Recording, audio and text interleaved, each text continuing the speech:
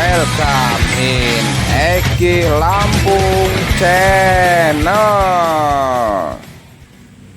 Assalamualaikum warahmatullahi wabarakatuh. Selamat berjumpa lagi ya bersama saya Eki ya. Pada kesempatan kali ini saya akan menceritakan masalah bagaimana sih caranya membuka mata batin ya. Pada kesempatan kali ini saya Eki akan mengajarkan ya bagaimana sih cara membuka mata batin ya. Adapun caranya, saudara-saudara, ada caranya untuk membuka mata batin ya. Jadi adapun tujuan membuka mata batin itu untuk mengetahui rahasia-rahasia kehidupan ya.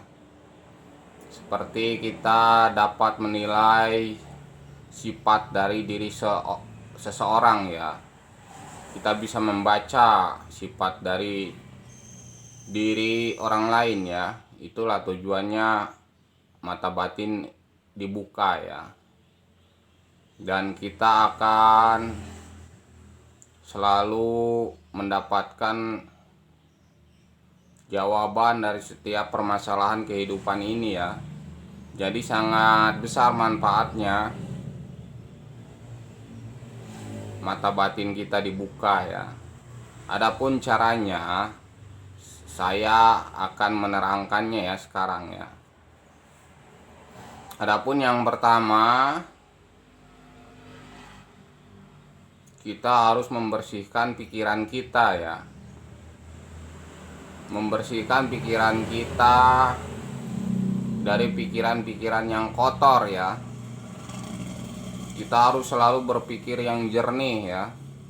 Harus berpikir selalu untuk kebaikan ya.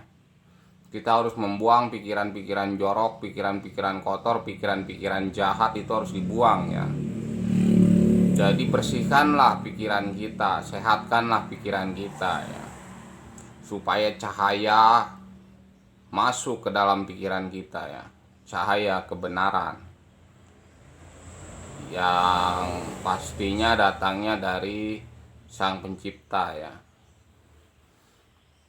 Nur dari Sang Pencipta atau cahaya dari Sang Pencipta akan masuk ke dalam pikiran kita apabila kita menjernihkan atau membersihkan pikiran kita ya. Selalu berpikir positif, selalu berpikiran baik, buang pikiran jahat, buang pikiran kotor, buang pikiran jorok ya. Buang pikiran negatif ya. Ya, itu dari segi pikiran ya. Yang kedua, kita harus membersihkan hati kita ya. Kita harus membersihkan hati kita. Selalulah berprasangka baik ya hati kita ya kepada orang lain ya. Selalu berprasangka baiklah kepada orang lain ya. Jadi kita harus menghilangkan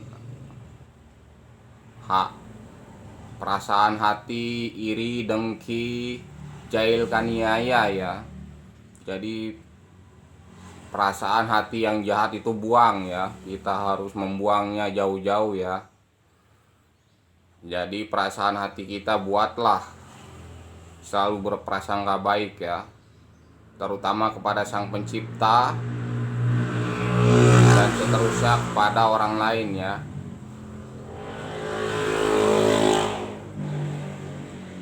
Kita yang kedua harus membersihkan apa tadi?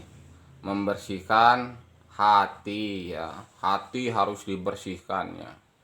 Selalulah berprasangka baik terutama kepada Sang Pencipta, seterusnya kepada orang lain ya. Buanglah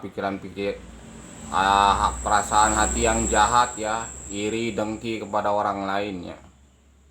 Rasa hati yang sombong, buanglah ya.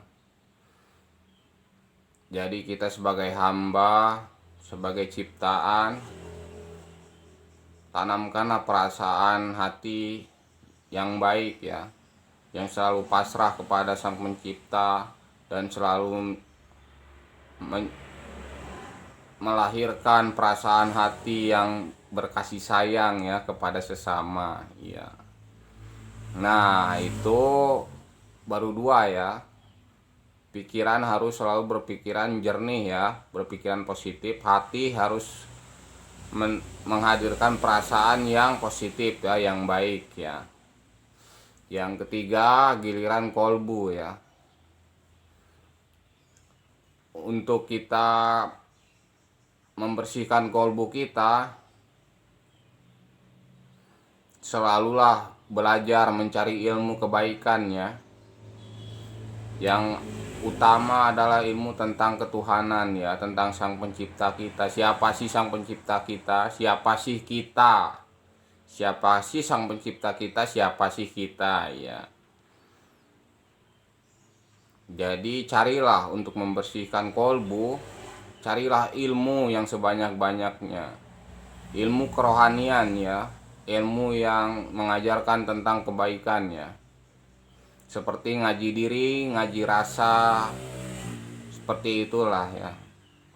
Contohnya ngaji diri dan ngaji rasa itu, janganlah berbuat jahat kepada orang lain ya.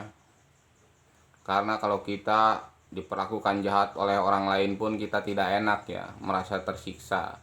Orang lain pun kalau dijahati oleh kita pasti akan tersiksa ya dirinya.